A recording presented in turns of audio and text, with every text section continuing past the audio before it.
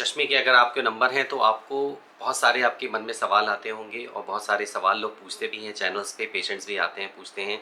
आज हम लोग दो बहुत इम्पॉर्टेंट सवाल जो अक्सर लोग पूछते हैं उस बारे में बात करेंगे। सबसे पहले, सबसे अच्छी टेक्निक कौन सी है? क्या एक और लेटेस्ट टेक्निक आ गई है? तो क्या पुरानी टेक्निक्स ऑब्सोलीट हो गई हैं? नंबर एक, जो मन में सवाल लाजमी है, सबके सवाल आएगा अगर बहुत ज़्यादा कंटेंट्स आप पढ़ेंगे देखेंगे। नंबर टू, सुपरविज़न क्या होता है?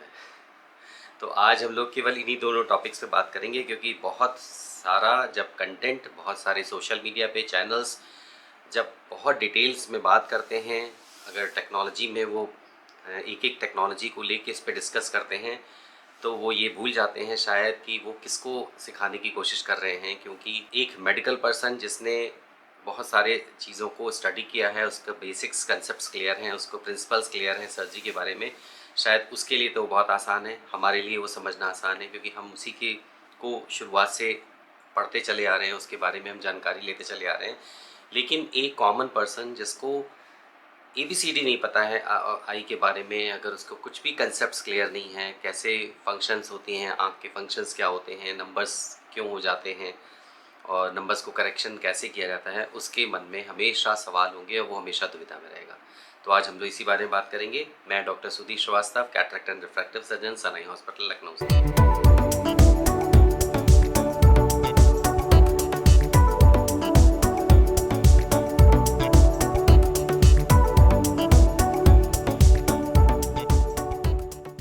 सबसे पहले हम बात करेंगे कि सबसे अच्छी टेक्निक कौन सी है। क्या पुरानी टेक्निक्स आई, जो नई टेक्निक्स आई, क्या उन्होंने पुरानी टेक्निक्स को रिप्लेस कर दिया? ये बिल्कुल गलत।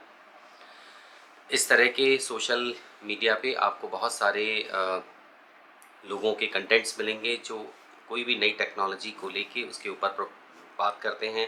मैं तो सीधे सीधे स्ट्रेट फॉरवर्ड पे कहूँगा कि एक प्रोपेगेंडा एक सेट प्लानिंग के साथ किया जाता है और उसमें बताया जाता है कि अब ये नई टेक्निक आ गई है और अब वो पुरानी टेक्निक्स जो हम अभी तक हम करते थे, जिससे हम लोग अभी तक ठीक हो रहे थे, वो सब अब ख़त्म हो जाएंगी। ये बिल्कुल भी गलत है। ये उतना ही गलत है कि आज एरोप्लेन आ गए तो अब आपको ट्रेन की ज़रूरत नहीं है, आपको बस की ज़रूरत नहीं है। अब आपको कार आ गई हैं तो अब आपको साइकिल की ज़रूरत नहीं है। नहीं, ऐसा बिल्कुल भी नहीं है। हर चीज़ की अपनी इम्पोर्टेंस है। हाँ, मैं ये नहीं कहता कि टेक्नोलॉजी जैसे जैसे अपग्रेड होती है तो उसका फ़ायदा नहीं होता, लेकिन टेक्नोलॉजी अपग्रेड होती है तो सेफ्टी के फ़ायदे होते हैं, क्वालिटी और विज़न के फ़ायदे होते हैं। लेकिन इसका मतलब ये नहीं है कि कोई भी टेक्नोलॉजी आएगी तो वो 100% लोगों के लिए फिट ही होगी। जैसे मैथमेटिक्स में 2+2 4 होता है, वो केवल मैथमेटिक्स में होता है। पेशेंस वो कभी भी ह्यूमन में नहीं होता, मेडिकल साइंस में नहीं होता।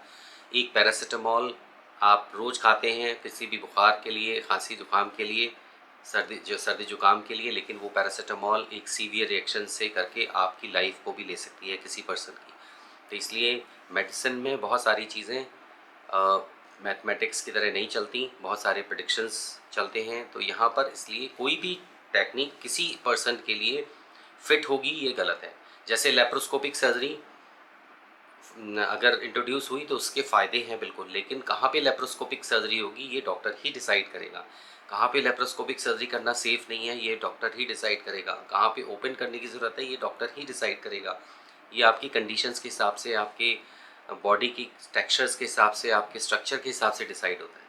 तो वैसे ही आपकी आँख के हिसाब से, आपकी आँख को एनालाइज़ करके हम ये डिसाइड करेंगे कि आप डिसाइड करते हैं कि आपकी आँख के लिए कौन सी बेस्ट टेक्निक होगी।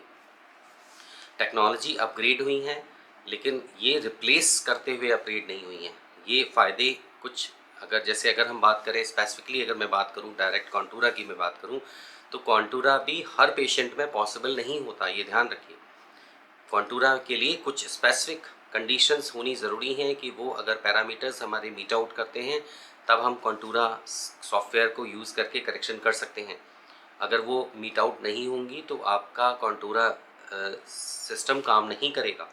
तो बहुत सारे लोग कॉन्टूरा के नाम पे सर्जरीज करते रहते हैं। मैं उस कंट्रोवर्सीज़ में नहीं पढ़ना चाहता, क्योंकि मेरा पर्पज़ यहाँ पर किसी भी को एंटागोनाइज़ करना है या किसी को हर्ट करना नहीं है। मेरा केवल पर्पज़ है एक प्रैक्टिकल बात करना, जिसमें कि मैं टेक्नोलॉजी ज़रूर अपग्रेडेशन के फेवर में हूँ, लेकिन ये स्ट्रेट फॉरवर्ड मैं इस चीज़ के लिए बिल्कुल मैं डिनाई करता हूँ कि कोई टेक्नोलॉजी आती है तो वो पुरानी टेक्नोलॉजी को रिप्लेस कर देती है।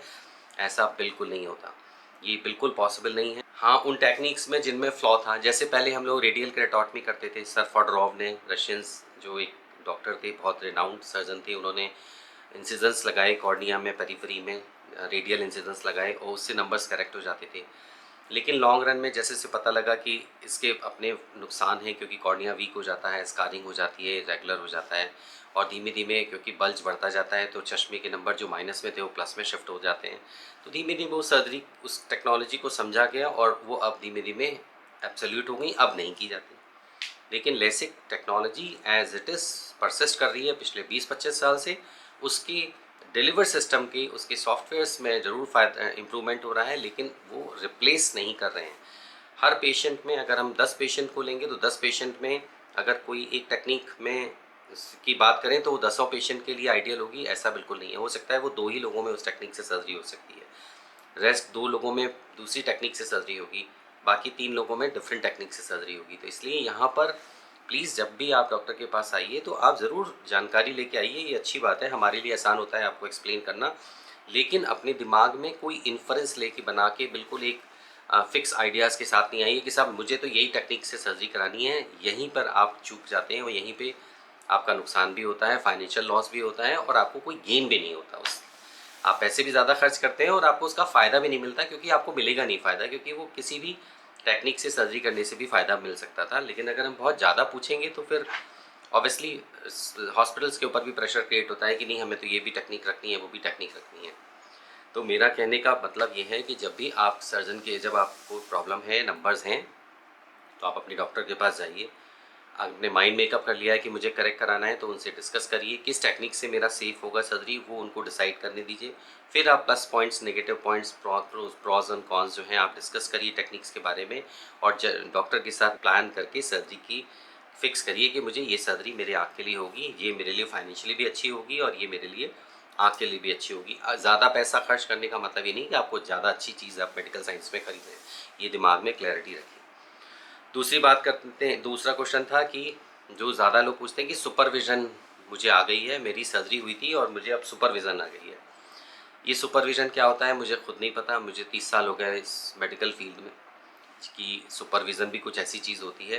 एक्चुअल में जब भी कोई भी माइनस के नंबर का करेक्शन करते हैं, तो जैसे माइनस के जब चश्मे को पहनते हैं तो आप ध्यान से देखिए कि आपके चश्मे के थ्रू कोई भी दूर की चीज़ों को आप छोटा देखते हैं। वैसे ही अगर हम किसी दूसरा आदमी आपकी आँख, आपके शीशे के थ्रू आपकी आँख को देखेगा तो आपकी आँख थोड़ी छोटी दिखेगी। इसको मिनीफाइंग इफेक्ट ऑफ ग्लासेस कहते हैं। और जब हम चश्मे का नंबर्स को करेक्ट कर देंगे तो वो मिनीफाइंग इफेक्ट एलिमिनेट हो जाएगा। इसीलिए आपने देखा है कि अगर आपके हाई नंबर हैं और आप कॉन्टैक्ट लेंस पहनते हैं तो आपको बेटर दिखता है, क्योंकि कॉन्टैक्ट लेंस बहुत क्लोज जाके आपके नंबर्स को करेक्ट कर देता है और उसमें मिनीफाइंग इफेक्ट्स कम हो जाते हैं। वैसे ही जब हम आपके लेज़र करेंगे, आपके कॉर्निया के ऊपर करेक्शंस कर देंगे, तो आपके जो मिनीफाइंग इफेक्ट ऑफ ग्लासेस हैं वो ख़त्म हो जाएंगे। तो अगर आपकी विज़न 6/6 थी तो एक लाइन आप बेटर हो जाएंगे, यानी 6/4 पढ़ने लगेंगे। और अगर आपकी 6/9 विज़न थी तो आप 6/6 हो जाएंगे। तो इसका मतलब ये नहीं कि सुपर विज़न आ गई है, इसका मतलब है कि क्वालिटी ऑफ विज़न बेटर आपकी हो जाएगी, बिल्कुल होगी। इसमें हर किसी भी प्रोसीजर में अगर वो प्रॉपर वे में किया गया है तो आपको हाई माइपिक्स में करेक्शन के बाद आपकी विज़न क्वालिटी और विजुअल एक्विटी बेटर होती ही होती है। उसी को आप सुपरविज़न का नाम भी दे सकते हैं और एचडी विज़न का भी नाम दे सकते हैं। तो डिफरेंट डिफरेंट तरह से लोग समझाने की कोशिश करते हैं, क्योंकि लोग समझते हैं आज टेक्नोलॉजी के लिए, वो टर्म्स के लिए अवेयर हैं, तो इसलिए उसको अडॉप्ट भी कर लेते हैं। तो हमें जब भी कोई सर्जरी करनी होती है तो हमें ये देखना होता है कि आपकी ज़रूरत क्या है। क्या आपको डिस्टेंस में 100% विज़न चाहिए, या आपको एक रूम के अंदर भी आपको नियर वर्क करना है, आपको सिस्टम स्क्रीन पे काम करना है, तो वहाँ पर भी तो आपको विज़न में क्लैरिटी चाहिए। ऐसा नहीं कि हम आपकी डिस्टेंस में फोकस देते हैं और रीडिंग के लिए आपको स्ट्रेन होने लगे, काम करने में आपको प्रॉब्लम होने लगे। तो इसलिए सुपरविज़न मेरे मतलब से क्वालिटी ऑफ विज़न का से कंसर्न है, जिससे कि आपकी जो नीड है वो फुलफ़िल करे आँख, आप दूर में भी अच्छा देखें, नियर में भी आप अच्छा देखें, सिस्टम स्क्रीन पे जब काम कर रहे हैं वहाँ पे भी परफेक्ट रहे, इंटरमीडिएट विज़न भी अच्छी रहे, किसी तरह का स्ट्रेन ना रहे, थकान कम हो, आसानी से ज़्यादा काम कर पाएँ, इजीली वर्क कर पाएँ और अपनी लाइफ को ज़्यादा बेहतर ढंग से एंजॉय कर पाएँ, यही सुपरविज़न है। तो आई होप कि आपको ये चीज़ क्लियर हुई होगी कि मेरा क्या मतलब था कन्वे करने का। मैंने इन सारे टॉपिक से बात की। अब फिर भी आपके कोई सवाल हैं तो पूछिए, मुझे बहुत खुशी होगी, मैं उसको आंसर करूँगा। और बहुत अपना ध्यान रखिए, खुश रहिए अपनी केयर करिए, आँखों की केयर करिए। बहुत बहुत खुश रहिए। नमस्कार।